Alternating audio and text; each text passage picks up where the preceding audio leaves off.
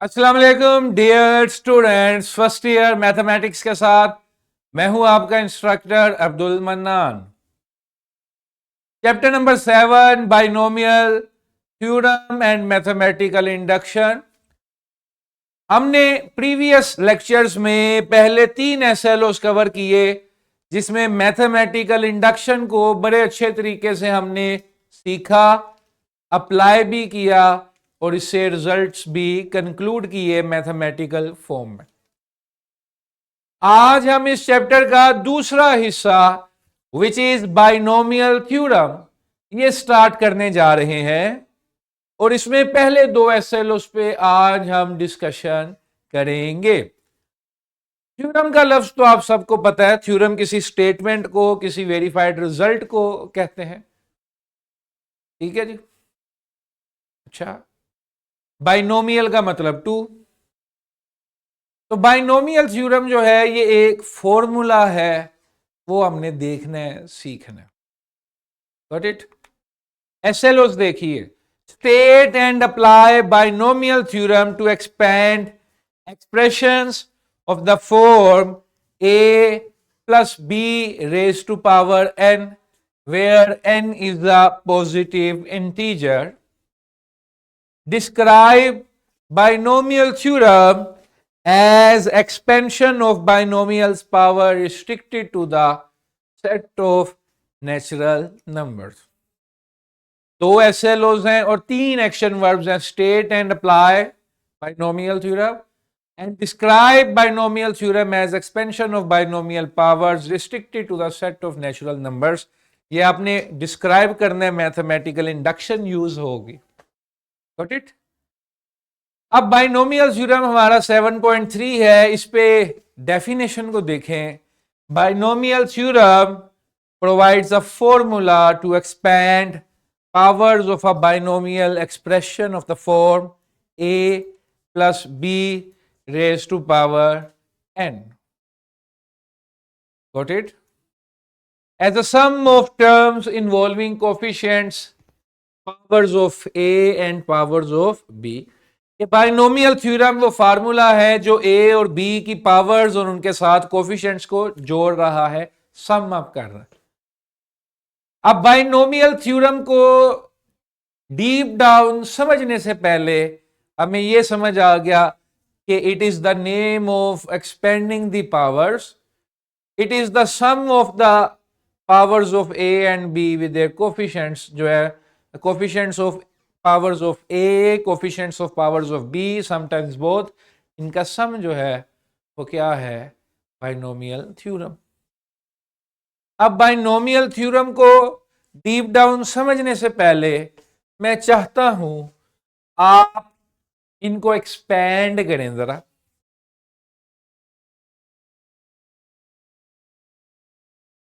ए plus B ही होता है। A plus B का होल स्क्वायर आप सबने देखा है। ए प्लस बी का क्यूब भी आप सबने देखा है।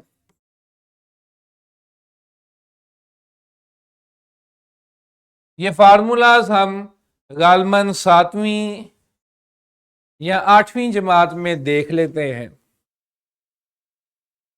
हमने कभी इनके प्रूफ को सोचा नहीं है, हमें ये तोते की तरह याद है।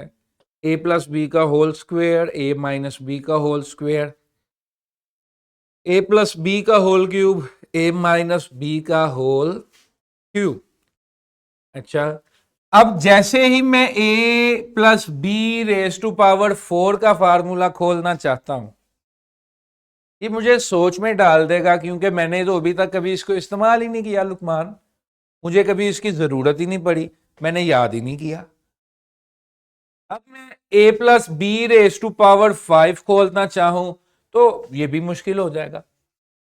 आई एम श्योर आप में से चंद बच्चे ये सोच रहे होंगे, सर ए प्लस बी का स्क्वायर ए प्लस बी का स्क्वायर कर लें, या ए प्लस बी और ए प्लस बी का क्यूब कर लें, इधर से हमें ये चीज हासिल हो जाएगी। ठीक है, अच्छा जी, a plus B raise to power 5 है तो a प्लस बी का स्क्वायर कर लें, a प्लस बी का क्यूब कर लें। ऐसे मैं कर तो लूंगा, लेकिन कितनी देर तक? 6th पावर तक, 7th पावर तक, 8th पावर तक। तो एक्सपेंशन जो है, इसका मतलब है किसी फार्मूले की मरहूने मिन्नत है।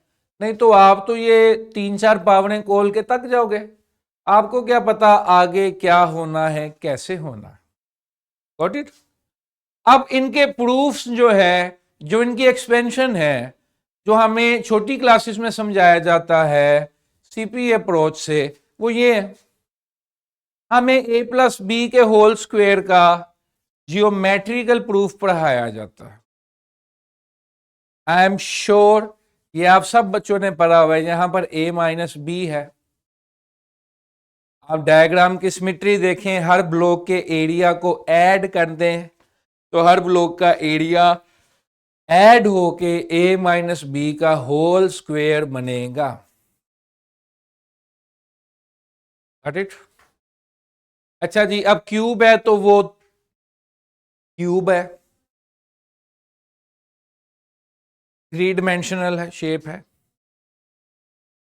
इसमें आपको ये सेक्शंस नजर आ रहे हैं क्यूब की शक्ल में, ये अप्लाई है सेक्शन। ये a प्लस बी का होल क्यूब बन रहा है। ठीक है लुकमान? अब ये इनके जियोमेट्रिकल प्रूफ थे, लेकिन ये भी क्यूब तक है। अब मैं आपको कहूं कि 4th पावर को जियोमेट्रिकली प्रूफ करके दिखा दें मुझे, आप सारे सोच में पड़ जाएंगे, ये कैसे बनाएं, वो कैसे बनाएं, ये कैसे करें, वो कैसे करें। Got it? अब ये जो एक्सपेंशंस थी, इनके लिए जो प्रॉपर फॉर्मूला है उसे हम बाइनोमियल थ्योरम कहते हैं। ठीक है जी? अब ये जो मैंने आपके सामने अभी स्क्वायर खोला, क्यूब खोला, इसे मैं जरा डिफरेंट तरीके से लिखने लगा हूं।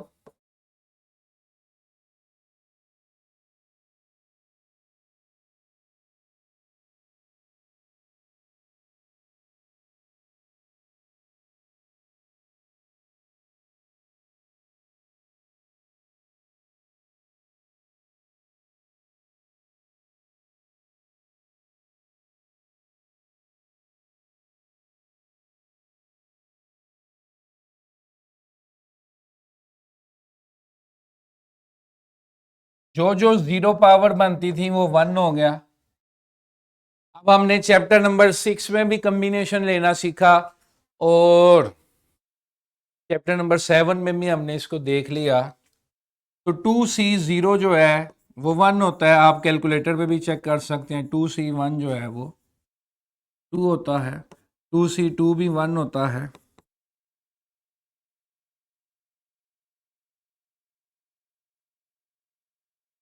Got it? मेरी बात समझ रहे हैं जी सारे? Okay, got the concept Lukman? अब ये मैंने वही एक्सपेंशन खोली है, लेकिन इसके अंदर मैंने कॉम्बिनेशन सी का सहारा लिया है। मैंने ज्योमेट्रिकल लॉजिक यूज नहीं किया, ये लॉजिक यूज किया है। ठीक है जी? अब जब कोई भी बाइनोमियल पावर आप एक्सपेंड करते हैं जिसमें ए और बी के कोफिशिएंट्स जो हैं वो कॉम्बिनेशन की शक्ल में, सी की शक्ल में अपेयर होते हैं, तो इसे बाइनोमियल थ्योरम कहते हैं। पावर एक्सपैंड हो और ए और बी की पावर्स जो हैं वो, उनके कोफिशिएंट्स जो हैं वो सीज हो, कॉम्बिनेशन हो। ठीक है जी? इसी चीज को फार्मूले में समराइज कर दें। अगर आप nth पावर तक एक्सपेंड करेंगे तो NC0, लॉजिक ये होता है कि n है तो n से शुरू होके n तक जाना है, n से शुरू होके n तक जाना है। नीचे 0 है, 1 है, 2 है, 3 है। नीचे वाली जो टर्म है सी की वो बढ़ती जाएगी। क्लियर है? बढ़ते बढ़ते n तक आ गई, और n से पीछे हमेशा n-1 होता है। स्टूडेंट अक्सर इन एक्सप्रेशंस में n-1 को देख के डर जाते हैं। मेरी बात समझ गए? अब दूसरा शॉर्टकट क्या है, आपने सीधा सीधा ये याद रखना है, ए की पावर यानी कि first term of the binomial expansion, a की पावर हमेशा दोनों को माइनस करके लिखी जाएगी। ए की पावर हमेशा दोनों को माइनस करके लिखी जाएगी। बी की पावर नीचे वाली टर्म लिखी जाएगी। अब इसमें बी नहीं है क्योंकि बी की पावर नीचे वाली टर्म आनी चाहिए थी, which is 0। B raise to power 0 क्या होता है लुकमान? 1। अब NC1 ए की पावर n-1, बी की पावर 1, NC2 ए की पावर n-2, बी की पावर 2। सेकंड टर्म की पावर नीचे वाली टर्म होगी और फर्स्ट टर्म की पावर लुकमान दोनों का डिफरेंस होगी। NC2 था तो n-2, NC3 था तो n-3, NC5 था तो n-5 और b की पावर 5। अब इसी तरह NCn-1 है तो a की पावर दोनों को माइनस करके 1 आ गई, b की पावर नीचे वाली। NCn है, अब ये जो NCn है बेटा, इस NCn में a की पावर n-n जो कि 0 आएगा और वो 1 हो जाएगा, b की पावर नीचे वाली टर्म यानी कि n। Got it? ये फार्मूला मैंने स्टेट कर दिया, इसको मैंने वेरीफाई करना है, प्रूव नहीं करना, वेरीफाई करना यूजिंग मैथमेटिकल इंडक्शन, और ये देखना है कि ये नेचुरल नंबर्स के सेट के लिए होल्ड करता है। क्लियर है जी? ठीक है, पाउज द वीडियो, पाउज कर दिए, दरवाजा खोलो।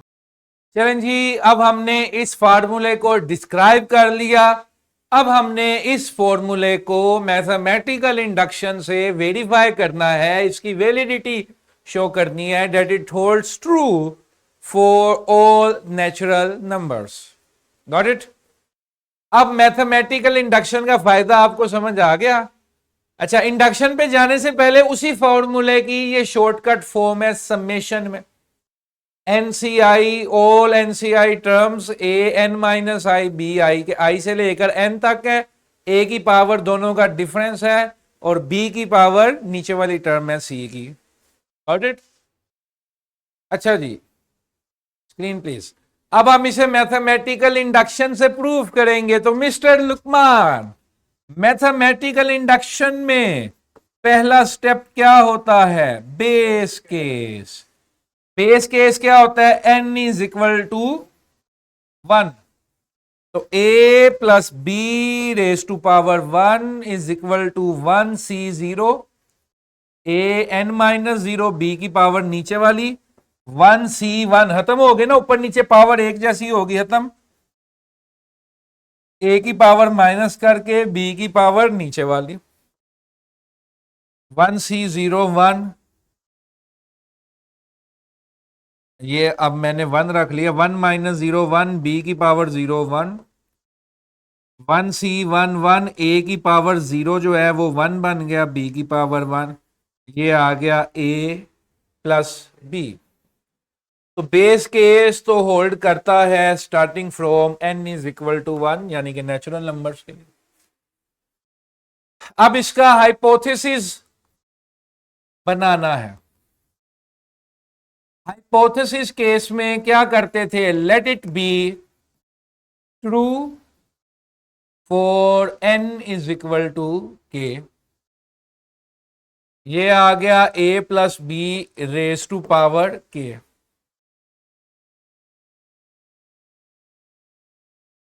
KC0 a k-0 b0, KC1 a k-1 b1, KC2 a k-2 b2, KC3 a k-3 b3 up to KCK a k-k bk। आप अगर चाहें स्टूडेंट्स तो आप ये वाली टर्म इग्नोर कर सकते हैं और ये यानी कि जहां जहां 0 पावर्स बन रही हैं आप लिखें ना लिखें एक ही बात है, ठीक है। हम ऐसा करते हैं, इनको इग्नोर कर देते हैं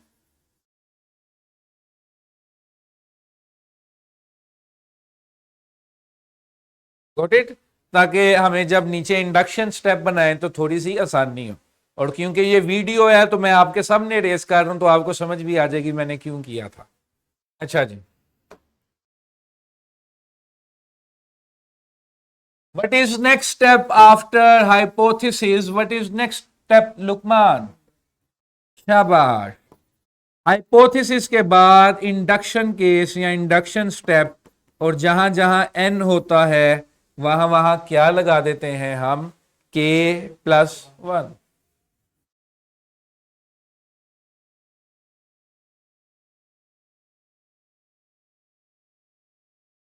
अब a plus B raise to power k plus one, जहां जहां एन था या ऊपर वाले हाइपोथेसिस केस में जहां जहां के था वहां वहां क्या आ गया, के प्लस वन।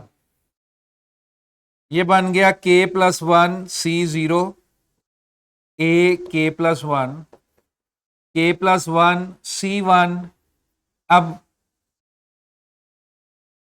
के माइनस वन था, प्लस वन किया, plus one minus one cancel, B one, K plus one C two, A K minus one, B two, K plus one C three, A K minus two, B cube, up to so on so forth. What should be the last term? The last term should be k plus 1 to k plus 1, k plus 1 to k plus 1, और इधर b की power नीचे वाली term यानी कि k plus 1। Camera please. अच्छा जी, induction case में आपने देखें k माइनस वन में जब मैंने k प्लस वन किया तो ये बना, k माइनस टू में किया तो ये बना, k माइनस थ्री में किया तो ये बना। तो इसमें कंफ्यूज नहीं होना, k प्लस वन और माइनस वन जो है यानी कि नीचे वाली टर्म जो माइनस करनी है उसको करके हमने लिखा, और लास्ट टर्म जो होती है वो NCN होती है। k के केस में KCK होगी, और k प्लस वन के केस में k plus one CK plus one, और b की पावर हमेशा नीचे वाली टर्म होती है तो b की पावर होगी k plus one. Got it Lukman? Got the idea?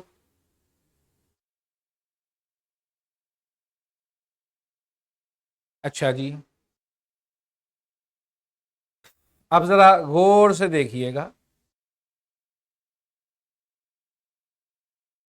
a plus B into A plus B raise to power K.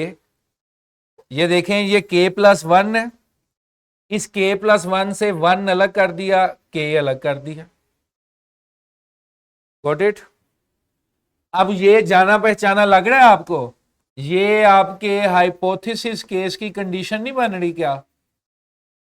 ये आपके हाइपोथेसिस केस की कंडीशन बन रही है, तो यहां पर उसकी वैल्यू सब्स्टिट्यूट कर दें। सॉरी, के था तो के लगाइए, के सी जीरो के सी वन ए के माइनस वन बी, के सी two A K minus two B square, के सी three A K minus three B cube, up to K C के, ए गायब हो जाएगा और बी के आ जाएगा। Got it? इंडक्शन स्टेप में जो मेरी लेफ्ट हैंड साइड थी a plus B raise to power k plus one, वहां से मैंने दो टर्म्स अलहदा की, a प्लस बी और a plus B raise to power k। a plus B as it is, a plus B raise to power k जो है वो मैंने वैल्यू सब्सटीट्यूट कर दी। बाइनोमियल थ्योरम ही है basically in terms of k। अच्छा जी, screen please. आगे आपने हमेशा अब क्या करना है, सिंपल, पहले a इन सारों से मल्टीप्लाई होगा लुकमान, फिर क्या होगा, फिर b इन सारों से मल्टीप्लाई होगा। Got it? कर दे, कर दें।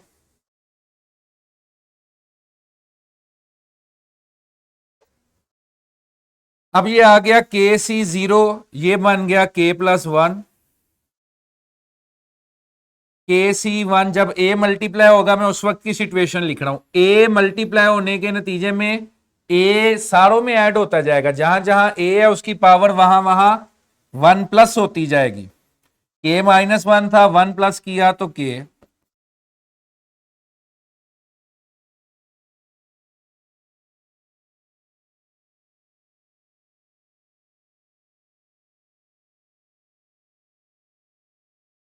तो जब ए से किया ये टर्म आ गई।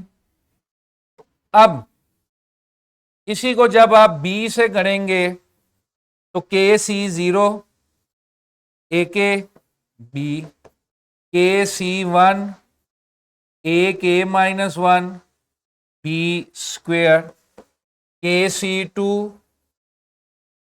ए के माइनस 2 बी क्यूब, के सी 3 ए के माइनस 3 बी 4, के सी के बी के प्लस 1।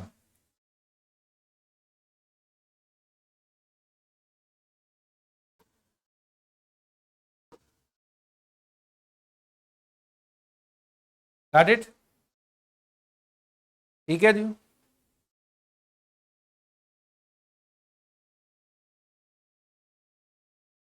ओके, मैंने कुछ नहीं किया, मैंने सिर्फ अभी इंडक्शन स्टेप को पकड़ा और मल्टीप्लाई कर दिया, ए को ए के साथ, ए को सारी टर्म्स के साथ, बी को सारी टर्म्स के साथ।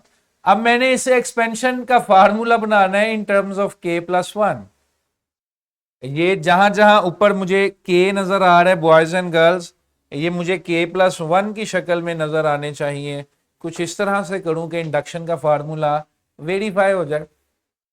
ठीक है जी, स्क्रीन प्लीज।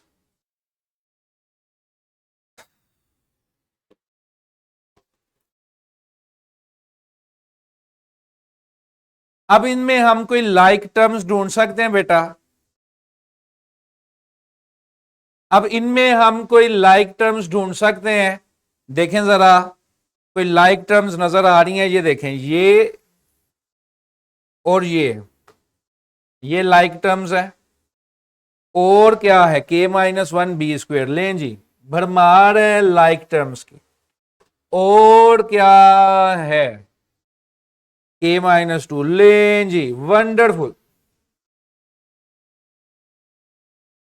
ठीक है जी, लाइक टर्म्स की भरमार है हमारे पास। अब हमने क्या करना है, ये जो लाइक टर्म्स थी इसमें क्या है, सी वाली वैल्यूज डिफरेंट है, ए और बी की पावर्स जो हैं वो सेम है। अब इनको अगर मैं कॉमन लेकर लिखता हूं तो ये क्या बनेगा? ये बनेगा पहली टर्म अलग, क्योंकि उसका कुछ नहीं था कॉमन। दूसरी टर्म जो है के सी 1 के सी 0 ए के बी, फिर मेरे पास क्या कॉमन था? के सी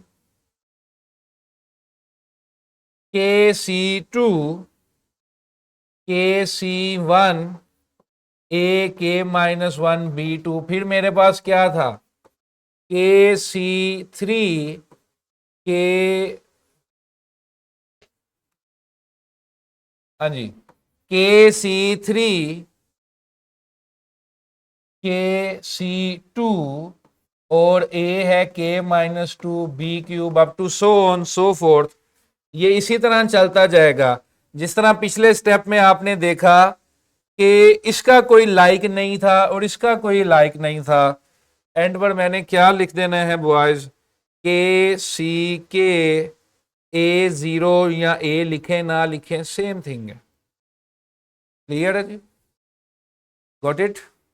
मैंने कुछ नहीं किया, ए और बी को मल्टीप्लाई किया, फिर मैंने देखा कौन कौन सी लाइक टर्म्स थी या जिनसे मुझे ए और बी की पावर कॉमन मिली, वो मैंने कॉमन ले ली। Got it? चैप्टर नंबर 6 का थोड़ा सा रेफरेंस देने लगा हूं। चैप्टर नंबर 6.3, वहां पर हमने कुछ रिजल्ट्स देखे। के सी 0 ये भी 1 होता है, और के सी के ये भी 1 होता है। ठीक है जी। अब मैंने कहा कि हर चीज को मैंने k+1 बनाना है, तो फिर इसको मैं ऐसे लिख दूं, तो बात एक ही है, ये भी 1 है, ये भी 1 है।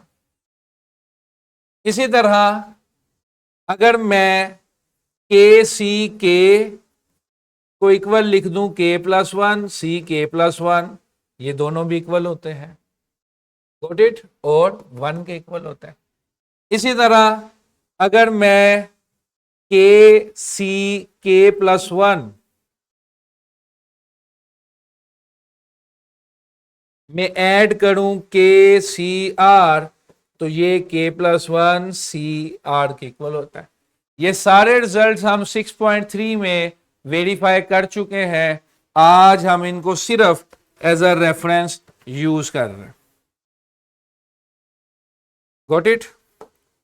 अब k+1 C0 ए k+1 B0, जहां जहां वो k थे वो k+1 हो गए वे। अब k+1 C1 ए के B1, k+1